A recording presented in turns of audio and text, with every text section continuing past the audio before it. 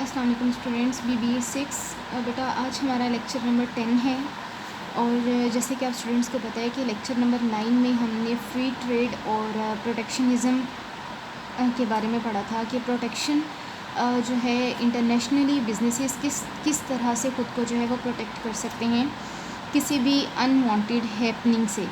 ठीक है, तो अब उसमें जो है वो हमने टैरिफ के बारे में डिस्कस किया था।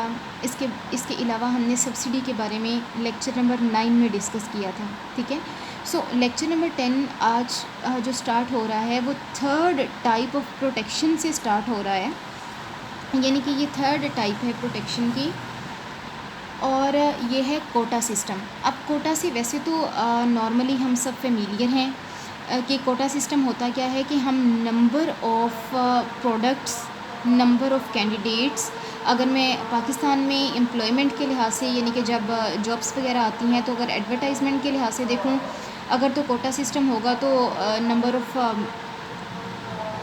कैंडिडेट्स के लिहाज से जो है वो उसको फ़िक्स कर दिया जाता है कि इतने जो हैं वो मेरिट पे होंगे, इतने ओपन होंगे, इतने जो है वो स्पेशल कैंडिडेट्स होंगे, और इतने। ये कोटा सिस्टम है कि जिसमें हम लिमिटेशन लगा देते हैं सॉरी बेटा, हम नंबर्स फिक्स कर देते हैं कि इस नंबर से जो है वो आगे या पीछे कोई भी काम नहीं होगा।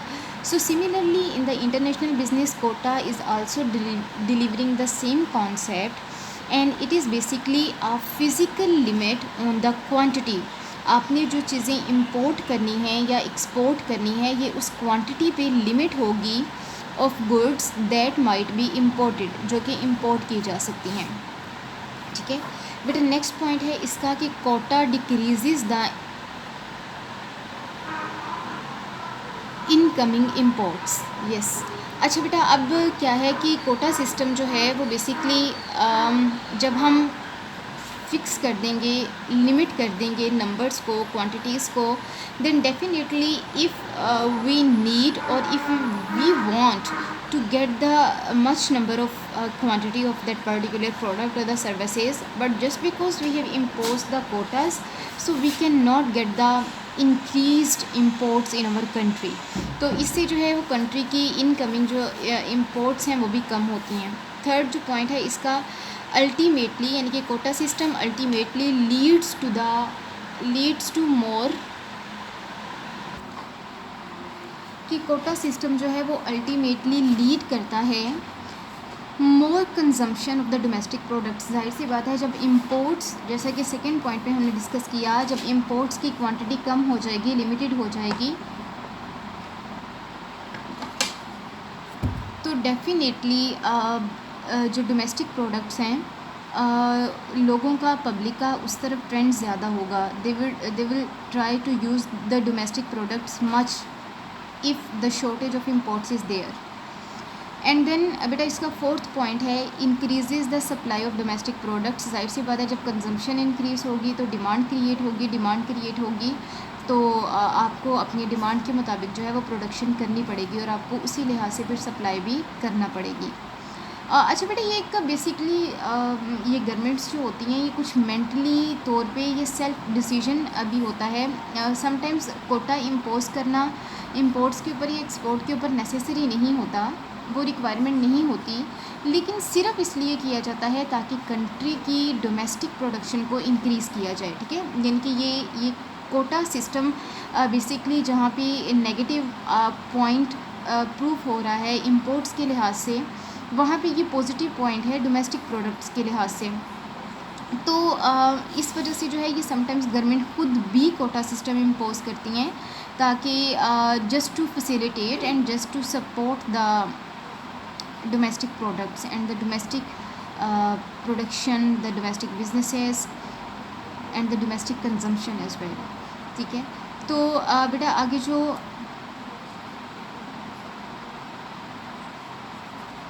फिफ्थ पॉइंट ये कहता है कि increases prices of the domestic product. जाहिर सी बात है, जब डिमांड इंक्रीज़ कर जाएगी, use of domestic product increase कर जाएगा, तो देन डेफिनेटली आपका जो डोमेस्टिक प्रोडक्ट्स की प्राइसेस हैं वो भी इंक्रीज़ कर जाएंगी। अच्छा बेटा, आगे मैंने यहाँ पे कुछ इफ़ेक्ट्स जो है ओवरऑल प्रोटेक्शनिज़म के, यानी कि चाहे वो कोटा सिस्टम से है, चाहे वो टैरिफ बेस्ड प्रोटेक्शन है, या चाहे वो सब्सिडी बेस्ड प्रोटेक्शन है, वो कोई भी प्रोटेक्शन है, उसके इफ़ेक्ट्स बेसिकली क्या आते हैं एक कंट्री पे और इंटरनेशनली। तो मैंने यहाँ पे कोई 6 से 7 पॉइंट मैंने इम्पोर्टेंट पॉइंट्स यहाँ पे मेंशन किए हैं। अब हम उनको देख लेते हैं कि इफ़ेक्ट्स, वेज और द आर्ग्यूमेंट्स ऑफ द प्रोटेक्शनिज़म। ठीक है, ये किसी भी तरह से आपको क्वेश्चन पेपर में क्वेश्चन आ सकता है। कोई भी वर्डिंग यूज़ की हो सकती है, but you have to be very much clear कि we will have to just discuss the effects of the protectionism, right. तो बेटा जो पहला पॉइंट है वो ये है कि प्रोटेक्टिंग डोमेस्टिक एम्प्लॉयमेंट, यानी कि अगर किसी भी तरह की प्रोटेक्शन इम्पोज की जाती है, मैंने प्रोटेक्शन में आपको पहले कह दिया कि 3 तरह की प्रोटेक्शन है। सबसे पहले हमने टैरिफ के बारे में पढ़ा था, ठीक है। दूसरी जो है वो सब्सिडीज़ हैं, और थर्ड वन जो है वो अभी हमने कोटा सिस्टम पढ़ा है, ठीक है। तो ये 3 टाइप्स ऑफ प्रोटेक्शन हैं। इन तीनों टाइप्स ऑफ प्रोटेक्शन में से जो भी इम्पोज की जाती है उसका इफ़ेक्ट क्या होता है कि उसकी वजह से डोमेस्टिक एम्प्लॉयमेंट को जो है वो इंक्रीज़ किया जाता है, ठीक है। यानी कि इम्पोर्ट्स को लिमिटेड करके जो है वो डोमेस्टिक प्रोडक्ट्स को इंक्रीज़ किया जाता है। अगर आपको याद हो तो मैंने प्रोटेक्शनिज़म की जब डेफिनेशन लेक्चर नंबर 9 में हमने पढ़ी थी, तो उसमें भी यही था कि in order to limit the imports, ठीक है। ये वाले जो वर्ड्स हैं, ये बेसिकली इम्पोर्ट्स को लिमिट करने का मकसद ही ये होगा कि आपके जो डोमेस्टिक प्रोडक्ट्स हैं आप उनको ज़्यादा प्रिवेल करें अपनी कंट्री में। अब जैसे लेट्स सपोज मैं आपको इंडिया की एग्जांपल देती हूँ, तो इंडिया की गवर्नमेंट ने यही क्राइटेरिया अडॉप्ट किया हुआ है कि वो उनकी इम्पोर्ट्स कम हैं रेदर देन पाकिस्तान, ठीक है। अच्छा, जब उनकी इम्पोर्ट्स कम हैं, हालांकि माइट भी पॉसिबल कि वहाँ पे जो लोग हैं, इनकी आबादी है वो ज़्यादा हों, ठीक है, यानी कि उनके लोग ज़्यादा हों कंट्री में। जैसे हमारे यहाँ 22 करोड़ हैं, तो might be possible the number is much greater in India rather than Pakistan. But instead of this thing जो है वो फिर भी उनकी अपनी जो फर्दर जो डोमेस्टिक प्रोडक्ट्स हैं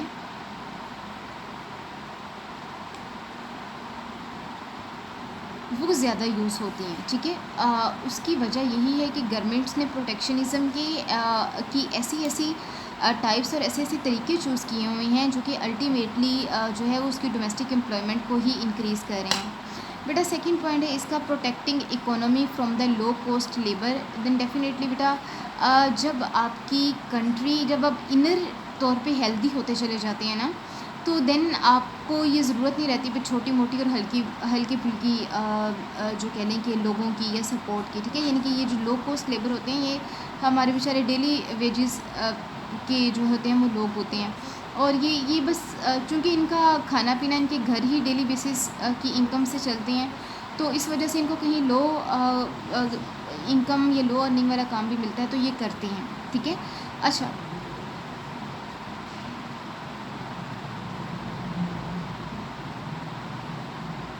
अब होता क्या है कि जब आपने अपनी इकोनॉमी को प्रोटेक्ट कर लिया है और आपकी अपनी जो डोमेस्टिक प्रोडक्शन है, जो डोमेस्टिक कंजम्पशन है वो इंक्रीज़ हो रही है, देन डेफिनेटली आप जो लोग हायर करेंगे अपने काम के लिए, वो भी जो है वो आप लो कॉस्ट पे तो हायर नहीं करेंगे, ठीक है। उनकी जो कॉस्ट होगी, उनकी जो इनकम होगी वो भी अच्छी होगी, then only they will be preferred to do the work with you, ठीक है। अब जैसे पाकिस्तान में ये सिस्टम ऑपोजिट है।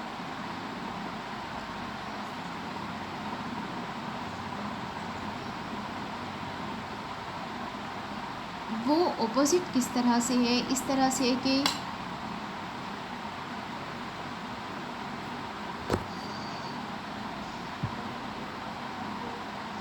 अच्छा बेटा, मैं डिस्कस कर रही थी पॉइंट कि प्रोटेक्टिंग यानी कि इकोनॉमीज़ को प्रोटेक्ट करना from the low cost labour, ये डिफरेंट है।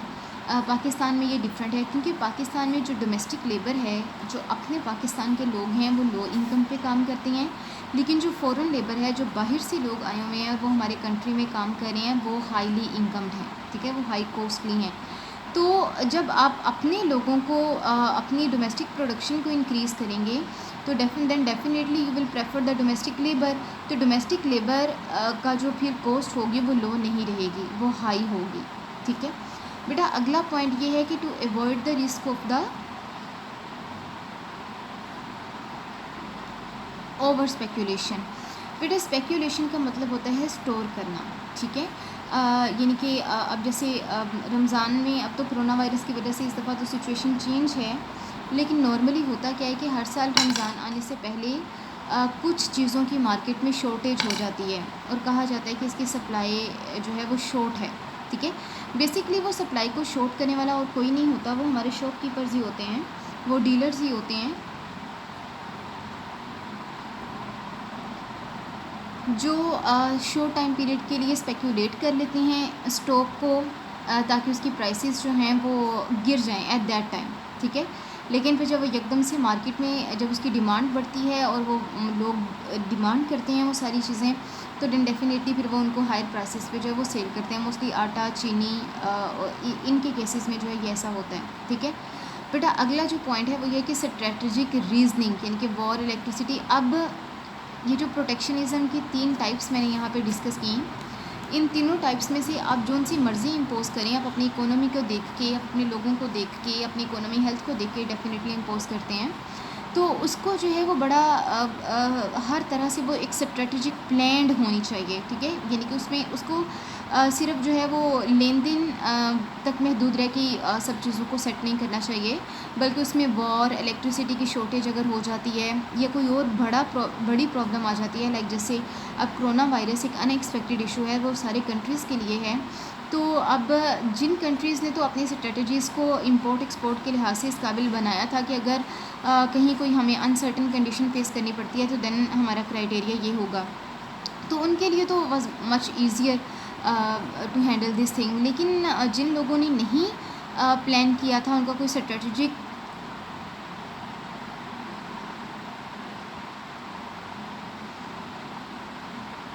आप इसको कह सकते हैं कि स्ट्रेटजिक रीजनिंग या स्ट्रेटजिक प्लानिंग नहीं थी, तो उनको जो है वो प्रॉब्लम हुई। लाइक पाकिस्तान और इंडिया में देखने की हर चीज़ जो है वो बंद हो गई, ना इम्पोर्ट्स हो रही हैं ना एक्सपोर्ट्स हो रही हैं, नॉट ओनली इन पाकिस्तान और India but in the other countries too. Like we can talk about the UK and the other countries, सभी कंट्रीज़ इफेक्टेड हुए हैं। और अब जब कोरोना वायरस के जाने के बाद, ये कम होने के बाद, तो स्नैरियो चेंज होगा through out the world. But the protectionism, the argument against the protectionism explains the fact that whenever you are imposing the tariff, whether subsidies or the quota system, you have to be very strategic in your decisions, and the decisions should be taken in every aspect that the economy might face in the future. बेटा अगला जो point है वो है हमारा आता है to prevent dumping. ठीक है बेटा, ये है डंपिंग को प्रिवेंट करना। अब डंपिंग क्या है, ये टर्म आपने आई स्टिल रिमेंबर कि बिज़नेस एथिक्स में हमने ये टर्म पढ़ी थी, और इसका मीनिंग क्या था। मीनिंग ये है कि selling export goods to other countries at the lower prices even then their cost of production. ठीक है, यानी कि डंप करना ये होगा कि आपकी कॉस्ट ऑफ प्रोडक्शन हाई है। ठीक है, कॉस्ट ऑफ प्रोडक्शन जो है वो आपकी हाई है, लेकिन जो आपकी सेलिंग प्राइस है वो लो है, और ये एक्सपोर्ट्स हैं आपकी। तो आप खुद से अंदाज़ा लगा सकते हैं कि ये इस किस्म की जो एक्सपोर्ट्स हैं ये आपकी इकोनॉमी को कितना नुकसान पहुंचा सकती हैं, कि आपकी जो पर्सनल कॉस्ट आ रही है वो हाई है, लेकिन जो आप सेल कर रहे हैं वो लो है। ठीक है, इट मीन्स कि you are not going at the profit side at all, you are in the loss 100%।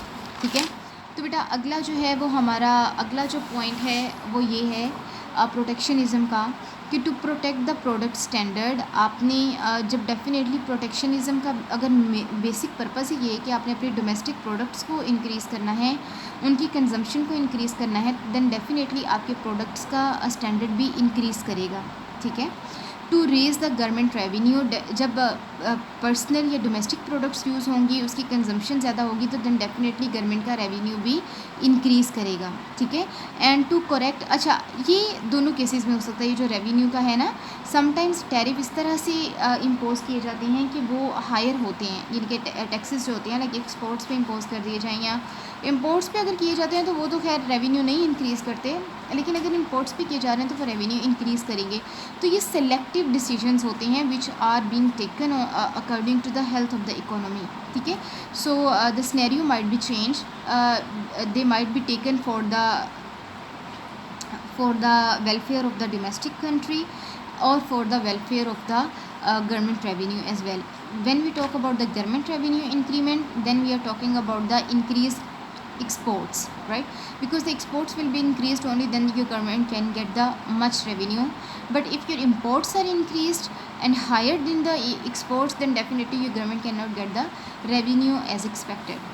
तो बेटा अगला और जो लास्ट पॉइंट है वो ये है कि to correct a balance of payment deficit. बेटा बैलेंस ऑफ पेमेंट के बारे में बड़ा डिटेल में हमने जो है वो लेक्चर नंबर आई थिंक 8 था, डेफिसिट बैलेंस ऑफ पेमेंट के बारे में, तो उसके बारे में हमने पढ़ा। तो डेफिनेटली इंपोर्ट और एक्सपोर्ट्स जो होती हैं वो बेसिकली इसीलिए होती हैं ताकि हम डेफिसिट में ना जाएँ, हम जो हैं वो हमारा बैलेंस्ड रहे, हमारा सरप्लस में तो जा सकता है। अगर सरप्लस में गया तो वो डेफिनेटली रेवेन्यू है आपकी गवर्नमेंट के लिए, लेकिन अगर वो बैलेंस्ड है then it is okay too, but if that is going in the deficit side then definitely you will have to change your strategies according to the protectionism, okay. बेटा अगला जो है वो टॉपिक हमारा बेसिकली ये lecture number 10 का था। आपका लेक्चर नंबर 10 यहाँ से शुरू हो रहा था, लेकिन चूँकि कुछ कोटा सिस्टम का पॉइंट रहता था लेक्चर नंबर 9 से, तो मैंने वहीं से लेक्चर नंबर 10 शुरू किया है। तो बेटा बेसिकली जो लेक्चर नंबर 10 का में जो इसमें जो 2 टॉपिक्स हमने पढ़ने हैं वो है टेक्निक्स ऑफ प्रोटेक्शन, यानी कि आगे हमने टाइप्स ऑफ प्रोटेक्शन पढ़ी हैं अभी, टैरिफ, सब्सिडी और कोटा सिस्टम, ये टाइप्स ऑफ प्रोटेक्शन है। लेकिन इसमें हमने टेक्निक्स ऑफ प्रोटेक्शन पढ़ना है कि उन प्रोटेक्शन की टाइप्स को इम्पोज करने के पीछे कौन कौन सी टेक्निक्स होनी चाहिए, और ट्रेडिंग सर्विसेज को हमने डिस्कस करना है। दोनों बहुत ईजी टॉपिक हैं।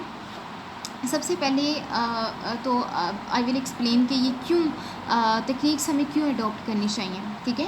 सो some techniques of the trading internationally and protecting from the unwanted happenings. तो ये टेक्निक्स भी इसीलिए अडॉप्ट करनी चाहिए ताकि आप अनवांटेड हैपनिंग्स से सेफ हों, राइट। अच्छा बेटा जो सबसे पहली टेक्निक है वो ये है कि प्रोमोटिंग द डोमेस्टिक प्रोडक्शन। अगर आपने यानी कि बेटा डिसीजंस लेने के पीछे कोई ना कोई टेक्निक होती है, ठीक है। लाइक जैसे एक जो डिसीजन लेने वाला बंदा होता है उसको पता होता है कि मैंने एक तीर से कितने निशाने जो हैं वो मैं लगा सकता हूँ, ये क्या क्या कर सकता हूँ एक तीर से। तो अगर तो वो इनफ वॉइस है तो देन डेफिनेटली वो जो है वो एक तीर से मल्टीपल जो है वो भी अपने टारगेट्स को अचीव कर सकता है। लेकिन अगर डिसीजंस सिर्फ जो है वो टेम्प्रेरी बेस पे लिए जाएंगे, जस्ट टू सॉल्व प्रॉब्लम्स लिए जाएंगे, तो देन डेफिनेटली वो ज़्यादा प्रॉब्लमेटिक प्रूफ होते हैं बाद में। तो अगर टेक्निक बेसिकली आपकी ये है किसी भी प्रोडक्शन के टाइप को इम्पोज करने के पीछे कि आपने अपनी डोमेस्टिक प्रोडक्शन को इंक्रीज़ करना है, तो उसके लिए आपको क्या करना पड़ेगा, आपको एक्सपोर्ट क्रेडिट फैसिलिटीज़ प्रोवाइड करनी पड़ेंगी, ठीक है। यानी कि आपने अपने कंट्री के लोगों को, अगर आपके अपने कंट्री के लोग बिजनेसमैन एक्सपोर्ट करना चाहते हैं और उनके पास फाइनेंस नहीं है, तो गवर्नमेंट को चाहिए कि वो उनको एक्सपोर्ट क्रेडिट प्रोवाइड करे, ठीक है। क्रेडिट का मतलब होता है लोन लेना, तो गवर्नमेंट को ये लोन देने चाहिए ताकि वो एक्सपोर्ट के अपने कारोबार को शुरू कर सकें, ठीक है। अच्छा फिर है इंपोर्ट क्रेडिट फैसिलिटीज़। बेटा इंपोर्ट क्रेडिट फैसिलिटीज़ में ये होता है कि ये बेसिकली आप इसमें ये तो नहीं कह सकते कि कैश ही आपने जो है वो अपनी उसको दे देना है, लोगों को दे देना है अगर वो इंपोर्ट कर रहे हैं तो।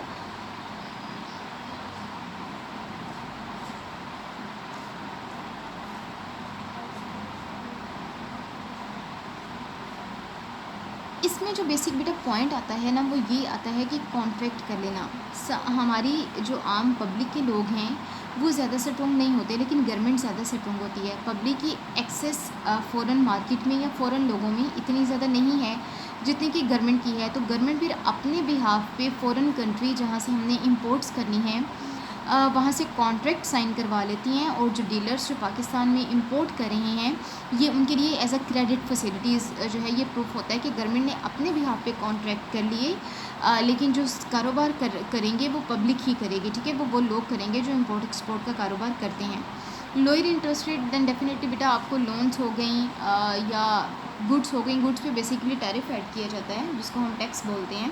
तो अगर टैक्स रेट कम होगा, इंटरेस्ट रेट कम होगा, तो देन डेफिनेटली आपकी इंपोर्ट्स या एक्सपोर्ट्स जो हैं वो इंक्रीज़ करेंगे, आपकी डोमेस्टिक प्रोडक्शन जो है वो इंक्रीज़ करेंगे। और लोअर इन्फ्लेशन, अगर इन्फ्लेशन कम होगी तो भी आपकी जो इकोनॉमी है वो पर्सनली ग्रो करेगी, ठीक है बेटा। दूसरा जो इसका है टेक्निक है वो ये है कि डोमेस्टिक गवर्नमेंट पॉलिसीज़। अब डोमेस्टिक हाई परचेजेस सपोर्टेड और the encourage by the government. अब गवर्नमेंट को भी ये चाहिए, अब जैसे अगर मैं नवाज़ शरीफ और शहबाज शरीफ के गवर्नमेंट की बात करूँ तो उनके दौर में एक ट्रेंड था कि अगर कोई पॉलिटिशियन बीमार हो जाता है तो उसका इलाज बाहर की कंट्री में ही हो सकता है, ठीक है, उसका इलाज पाकिस्तान में तो पॉसिबल ही नहीं है ना, चाहे कोई छोटा सा भी प्रॉब्लम है। तो ये वो गवर्नमेंट थी जिसकी वजह से जो डोमेस्टिक परचेजेस हैं, ये सपोर्ट हैं, वो कम थी, ठीक है, यानी कि जो सर्विसेज का गेन है या जो सर्विसेज की सिलेक्शन है, यानी कि उन्होंने अपने डोमेस्टिक सर्विसेज को निगलेक्ट करके जो फ़ॉरेन की सर्विसेज थी उनको प्रेफरेंस दी थी। लेकिन जब इमरान खान जो है वो यही कहता रहा, और आई डोंट थिंक सो कि अभी भी कहता है, और वो भी अगर कभी बीमार हो जाता है तो आई थिंक वो भी पाकिस्तान के ही हॉस्पिटल से, जैसे शहबाज शरीफ का जो है वो सर्विसेज हॉस्पिटल में वो that had remain under the treatment in the services hospital. तो उसने क्या किया, उसने इस चीज़ को प्रेफर किया कि no, you have to prefer your domestic treatment until unless you will not prefer your domestic treatment, no other one can prefer the your domestic production and the domestic purchases as well। तो बेटा ये होती हैं कुछ government की policies जिनकी वजह से मैंने आपको एक लिहाज से मैंने एस्पेक्ट से एग्जाम्पलीफाई किया है। लेकिन गवर्नमेंट जो है लाइक हमारे मोस्टली जो पॉलिटिशियंस होते हैं वो मोस्टली ब्रांड्स की उनके कपड़े होते हैं, उनके घर जाके आप देख लें, उनके सोफ़ाज़, उनके बेड्स और फर्नीचर वगैरह हर चीज़ ब्रांड की होती है। और अगर कभी इंटरव्यूज़ चूँकि वो होता है, इंटरव्यूज़ अक्सर वो लेते रहते हैं, वो जो एक है हमारे जर्नलिस्ट हैं, बहुत आहिस्ता आहिस्ता बोलते हैं, मुझे उसका नाम नहीं याद। तो वो अक्सर जो है वो पॉलिटिशियंस के घरों में जाके लेता है, इंटरव्यू लेता है। तो जब भी कभी इंटरव्यू ले रहा होता है और वो पूछता है कि आपने ये सारा घर कैसे बनाया, ये प्रोडक्ट्स वगैरह, मोस्टली मॉर्निंग शोज़ वगैरह में भी ऐसा होता है। तो जी जो एलिट क्लास है वो ये कहती है कि ये हमने इटली से मंगवाया, ये यहाँ से मंगवाया, ये यहाँ से मंगवाया। मीन्स कि ये वो पावरफुल लोग हैं जिनको हमारी डोमेस्टिक प्रोडक्शन को इनकरेज करना चाहिए था, क्योंकि अनटिल अनलेस वो नहीं करेंगे तो बाकी लोग इनके फॉरेन कंट्रीज़ में जो इमेज है वो कैसे अच्छा जाएगा। तो गवर्नमेंट को कुछ पॉलिसीज़ ऐसी बनानी चाहिए जो कि अपनी डोमेस्टिक प्रोडक्शन को जो है वो सपोर्ट करें, ठीक है बेटा। थर्ड जो तकनीक है वो ये है कि एडमिनिस्ट्रेटिव बैरियर्स, इनके इंपोर्ट एक्सपोर्ट को एडमिनिस्ट्रेट करने में जो भी बैरियर्स आ रहे हैं उनको हमने किस तरह से जो है वो हैंडल करना है। उसमें सबसे पहले कि डिज़ाइनिंग पॉलिसीज़ इन वेज़, आपने जो भी पॉलिसीज़ बनानी है, चाहे वो आप गवर्नमेंट के लिहाज से बनाएं, चाहे वो आप इंपोर्ट एक्सपोर्ट के लिहाज से बनाएं, वो आप इकोनॉमी को कंसिडर करते हुए बना रहे हैं या वो आप करेंसी वैल्यूज़ को कंसिडर करते हुए बना रहे हैं, जिस भी लिहाज से आप अपनी पॉलिसीज़ को बना रहे हैं वो इस तरह से बनानी चाहिए कि they should support the domestic production usages, कि आपकी जो है वो डोमेस्टिक प्रोडक्शन इंक्रीज़ करनी चाहिए। और डोमेस्टिक प्रोडक्शन इंक्रीज़ करने के लिए आपको टैक्स रेट जो है वो कम करना पड़ेगा। जैसे कि इमरान खान ने जो है वो टैक्स रेट इंक्रीज़ कर दिया है, लेकिन अगर प्रीवियस गवर्नमेंट्स के बारे में देखें तो वहाँ पे टैक्स रेट इतना इंक्रीज़ नहीं था, ठीक है। तो इसकी वजह से जो है वो जो डोमेस्टिक प्रोडक्शन है, इवन उसकी कंजम्पशन, सेल्फ कंजम्पशन ही बहुत कम हो गई है। तो ये एक नेगेटिव इमेज है, ठीक है। अब सब्सिडीज़ वगैरह का को ज़्यादा अगर हम देंगे तो देन डेफिनेटली ये हमारी पब्लिक के लिए ये एक रिलीफ़ होता है, ठीक है। एक सब्सिडी एक रिलीफ़ होती है, एक सपोर्ट होती है गवर्नमेंट की तरफ से पब्लिक के लिए। तो आपको वो सब्सिडीज़ भी प्रोवाइड करना पड़ेंगी, आपको ग्रांट्स भी प्रोवाइड करना पड़ेंगे, ठीक है। ग्रांट्स इस तरह से होती हैं कि ये सिचुएशनल होती हैं, अगर गवर्नमेंट प्रोवाइड करिए तो लाइक अब जैसे कोरोना वायरस की वजह से गवर्नमेंट ने जो है वो फ़ीस जो है वो कुछ परसेंटेज तक डिक्रीज़ कर दी है। तो ये एक ग्रांट है जो कि सिचुएशनल है, इनके नॉर्मली ये कम नहीं होती, लेकिन किसी रीज़न की वजह से कोई सिचुएशन ऐसी आ गई कि जिसकी वजह से गवर्नमेंट को अपनी पब्लिक को ग्रांट्स देनी पड़ी, ठीक है। तो बेटा ये 3 चीज़ें हैं जो कि जिनके ज़रिए से आप अपने एडमिनिस्ट्रेटिव बैरियर्स को रिमूव कर सकते हैं, ठीक है।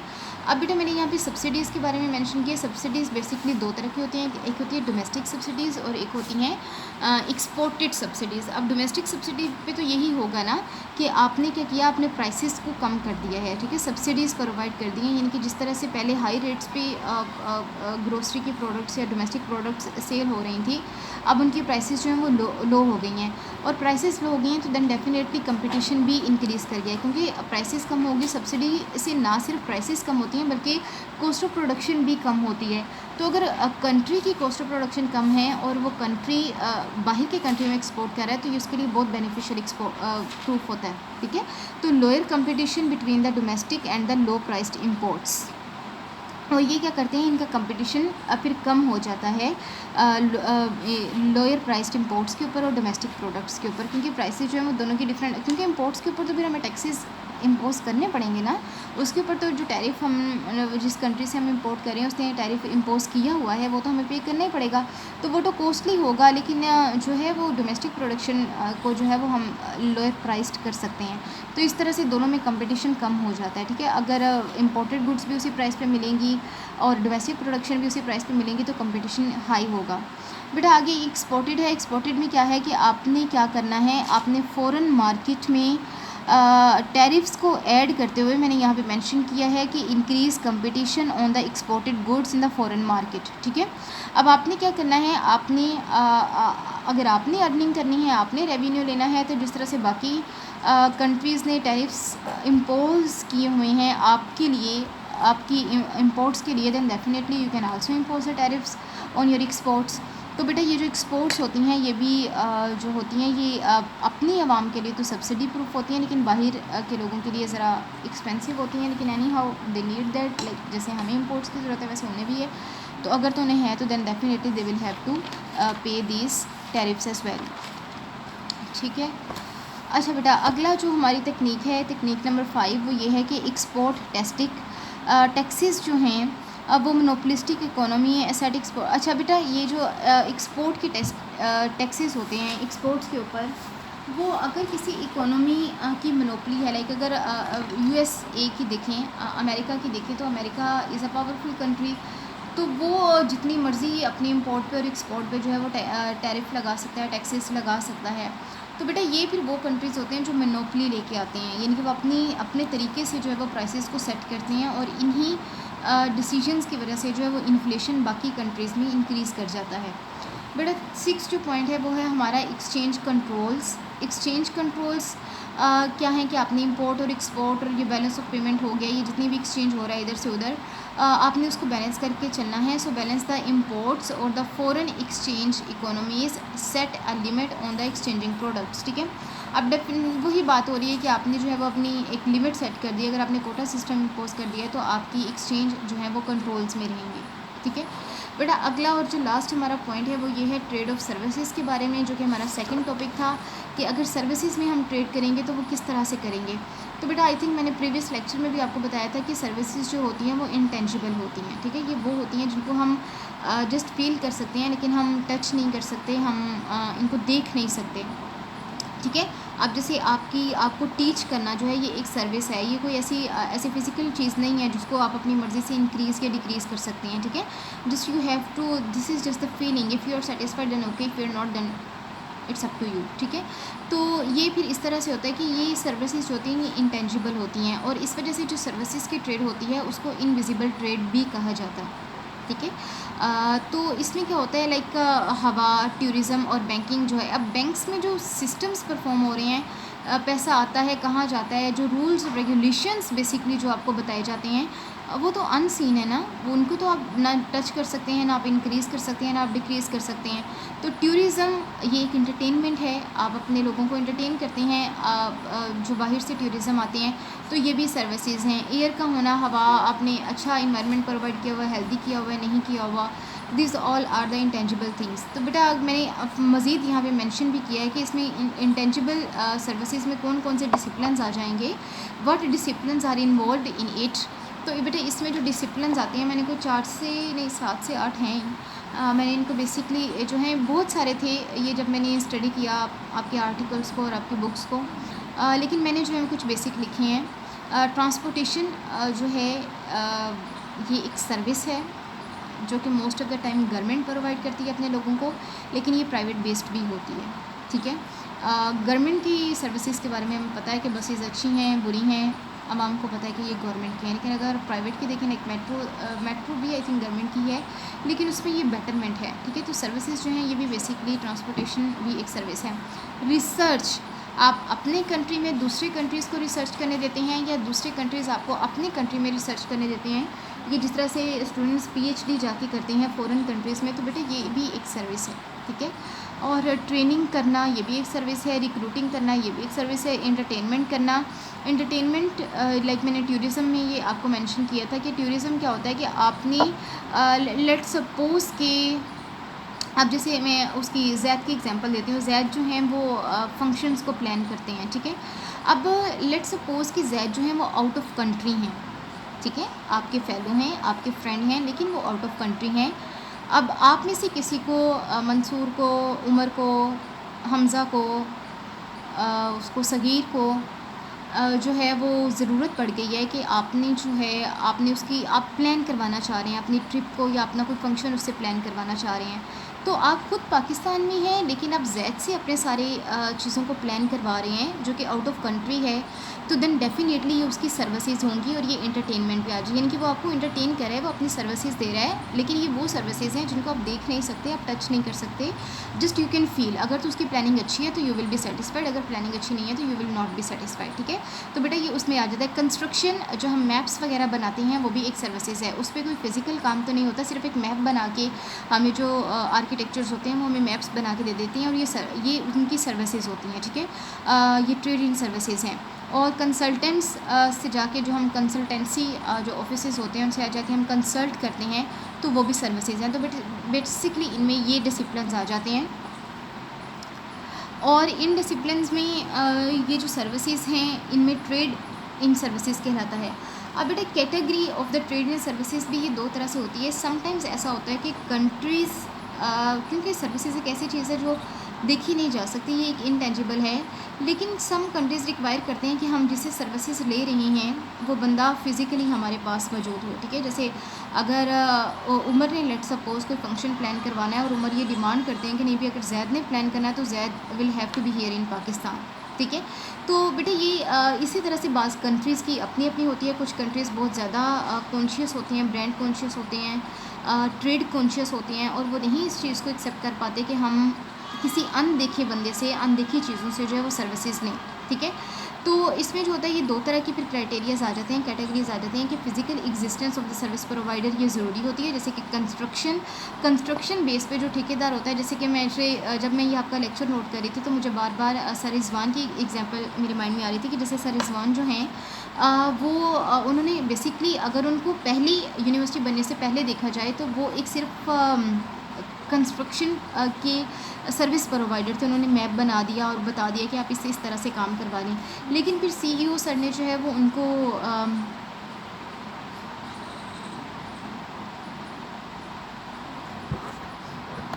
तो बेटा ये जो है